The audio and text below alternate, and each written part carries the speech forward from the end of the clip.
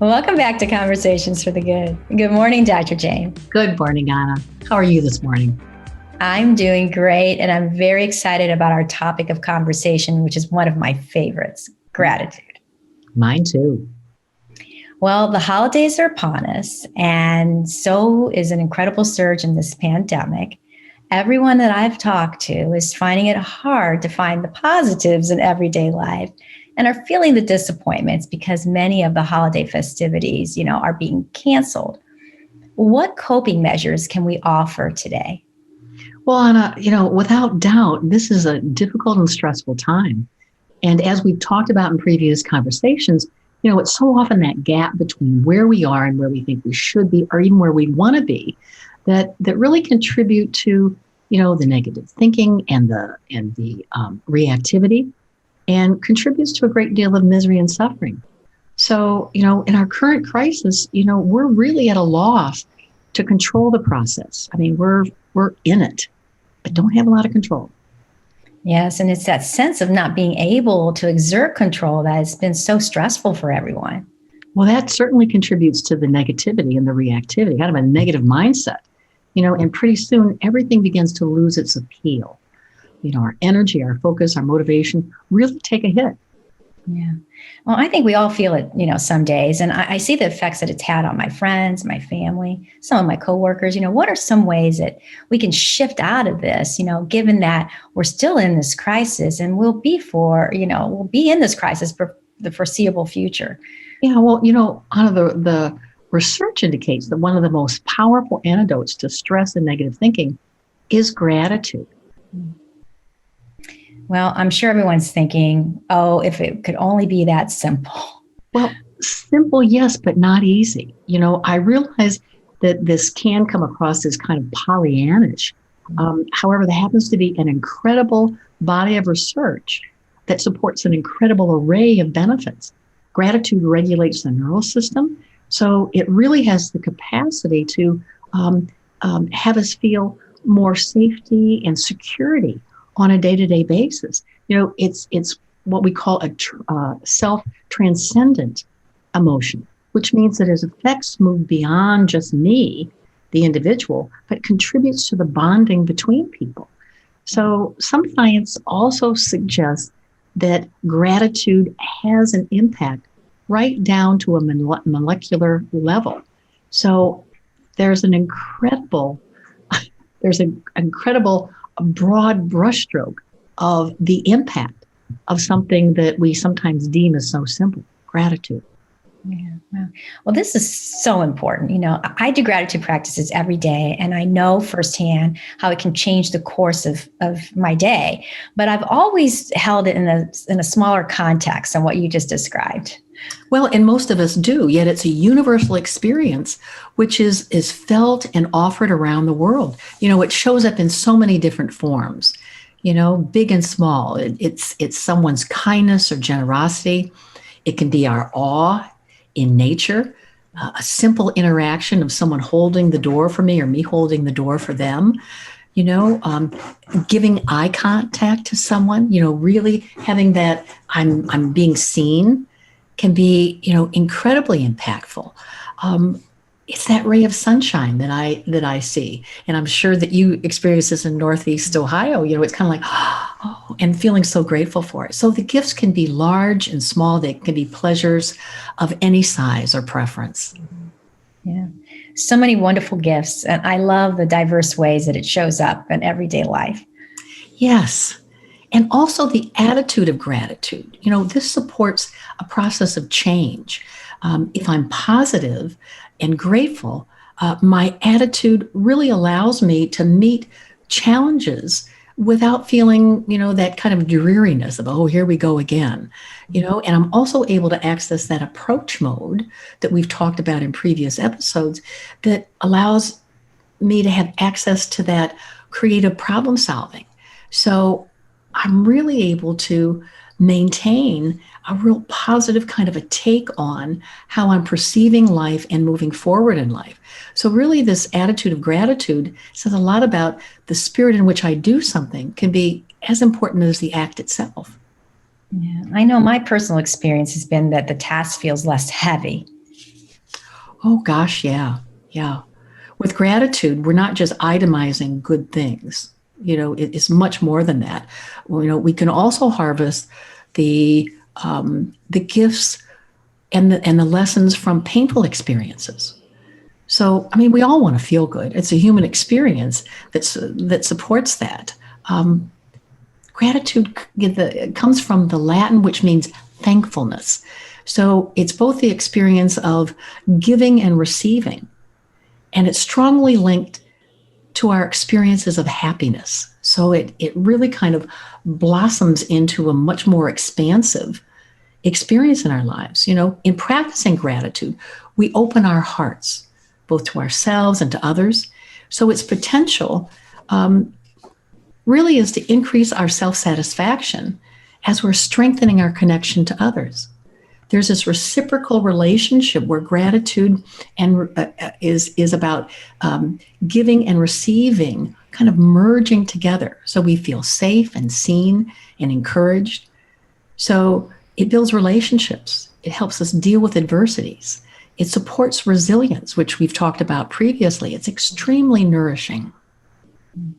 Well, it really impacts every system in us, as you just described. And there's an interesting group in California. It's called the HeartMath Institute. And these folks use the emotion of gratitude and teach their subjects to generate the emotion of gratitude along with love and appreciation and compassion. And by using this method, they are able to measure a cardiac field that moves out 8 to 10 feet from the body that they believe is the highest level of well-being that can be measured when subjects are able to focus on love, appreciation, or gratitude. It increases the magnitude of this field. This is really a lived, felt sense of well-being that can be induced merely by focusing on things that I feel grateful for, and it can be measured with biomedical instrumentation.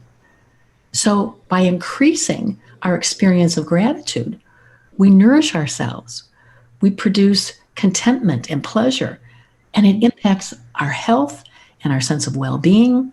It enhances my ability to be optimistic, to be empathic. It also impacts my self-esteem, my vitality, the energy I have in life, and also my enthusiasm, along with my spiritual development. Well, this is a big deal, Dr. Jane, bigger than I'm sure most people have imagined. Well, it really is, Anna. There was a study that I came across from Great Britain where they asked 100 plus people to really select. You had to choose between health or happiness. And the majority of people chose happiness, even though they all said both were extremely important. But it's about choosing quality of life. The quality of life in every arena, which also brings up research regarding the workplace. Gratitude in the workplace has an incredible impact. When workers feel appreciated, when they feel grateful, they're more efficient, they're more productive, they're more responsible, they're more proactive, they're more likely to volunteer for different assignments and actually accomplish more tasks. Well, this makes so much sense. And I can certainly identify with that even myself, even the small, grateful remark that can make my day. There's just, anytime I go out, someone will say something, just a small compliment or just a smile. It just makes my day. I know how that makes me feel. It takes little, and means so much. Yes. Yes. There's also been research around leaders who are grateful or demonstrate gratitude. Leaders as in managers or supervisors, the bosses in life. The more gratitude they have, the more compassionate, considerate, and empathic they tend to be, which creates a work environment of cohesiveness and productivity and also vitality. I can't stress enough how it really shifts that life force energy within us. Yeah, it's so interesting. The social aspect of gratitude is so strong, not just that we're all connected, but how we're connected. Oh, you're so right, Anna. This is a socially driven emotion. Um, and it's this incredible perceptual weave of what we've done for others and what others have done for us. So it's an integral part of how we handle emotional engagement, how we connect with others, how we bond with others, and how we connect and deepen into those relationships. So it impacts also how the relationship endures over time. No, I absolutely agree. It feels so good when gratitude is part of the relationship. Oh, gosh, yeah. Because we feel seen and heard and liked. And these are the basic building blocks of developing a healthy sense of self, starting way back in the first 4 years of life in what we call in the psychological field, the holding environment. We never really stop wanting to be seen and appreciated. It's connected to how we develop our self concept and also our self esteem. So, Dr. Jane, what's behind gratitude? What makes it so powerful and impactful in our lives? Well, what I found so interesting on it is that the scientific studies of gratitude were pretty rare up until about 20 years ago. I mean, there were self-help books, there were religious books, spiritually oriented books, but really not a lot of hard science to back anything up. But currently, there is an incredible body, an amazing body of work regarding gratitude and the brain. And we now know that the emotions of gratitude can be traced to specific areas of the brain, specifically the temporal cortex of the brain. That's a more sophisticated, more highly evolved part of the brain.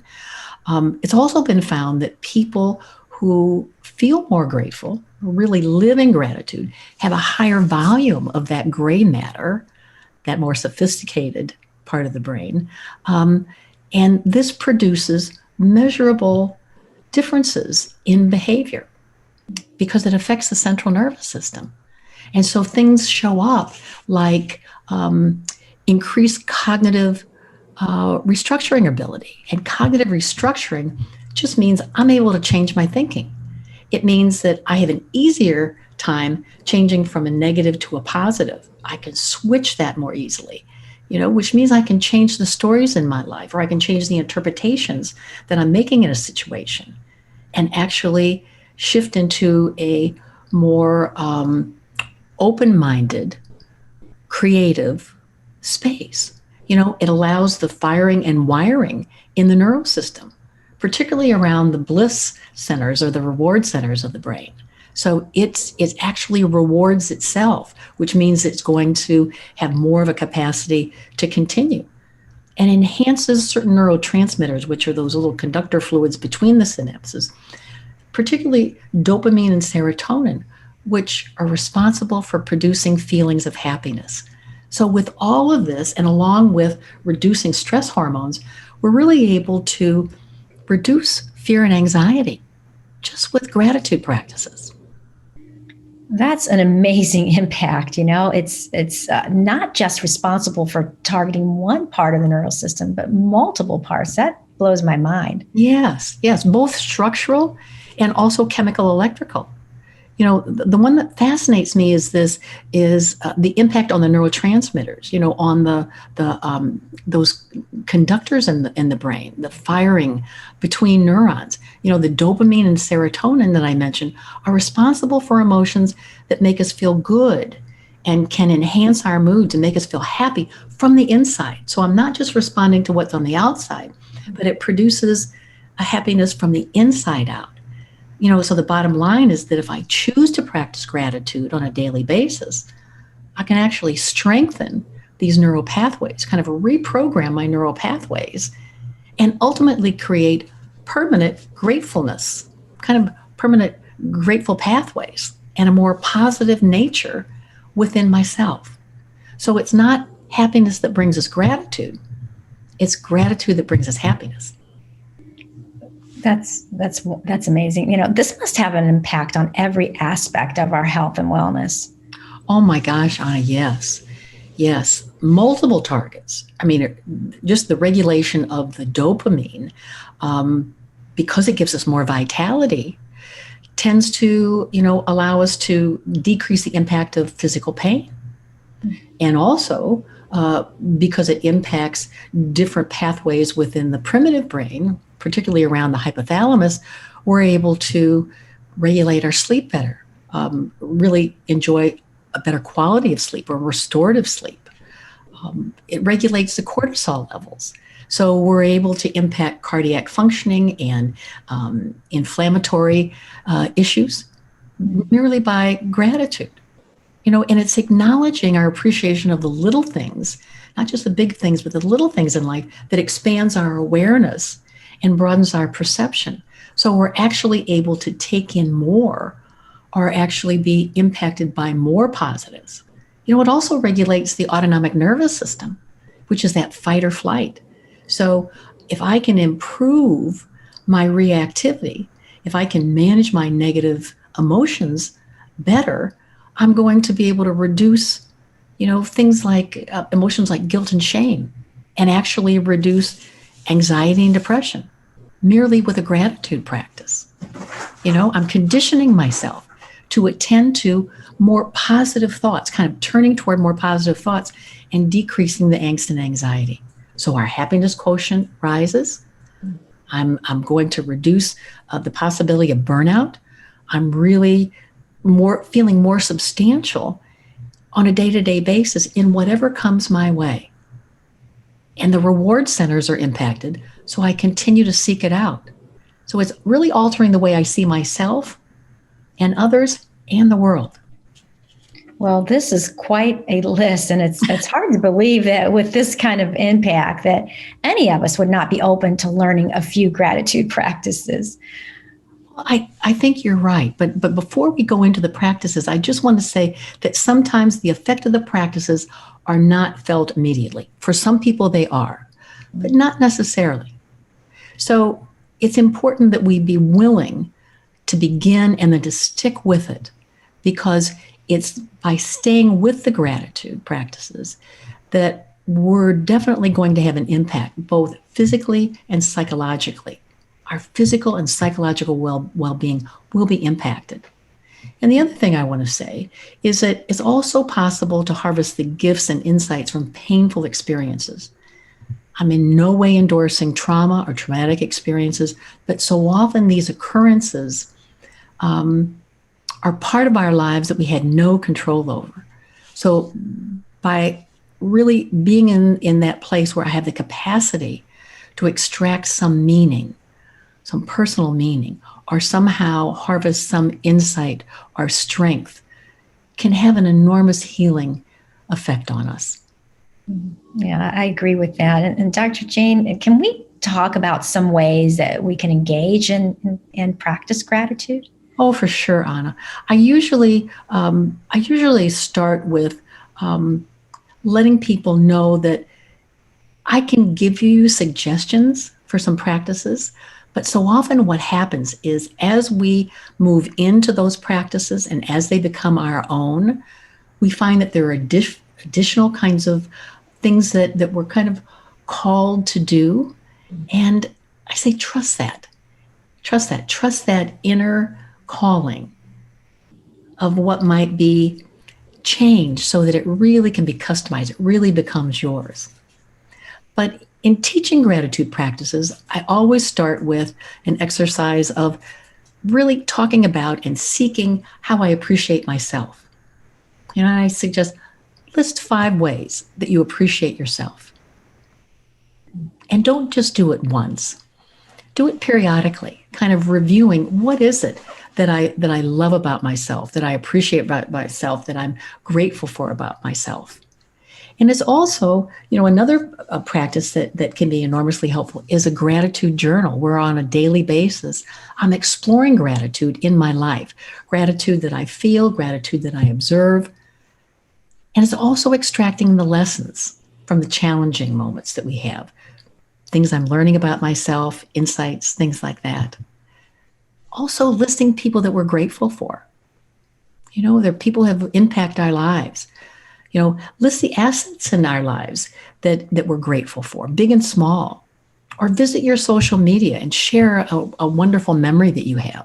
Maybe contact that person or those folks that were part of that memory and revisit it with them to kind of stir that up, kind of relive it. And it's find a gratitude buddy, to regularly share gratefulness. You and I do that, gratitude for things both past and present. Or pick somebody that you remember had an incredible impact in your life and write down that story, relive it, maybe even contact that person, and share it if they're still with us.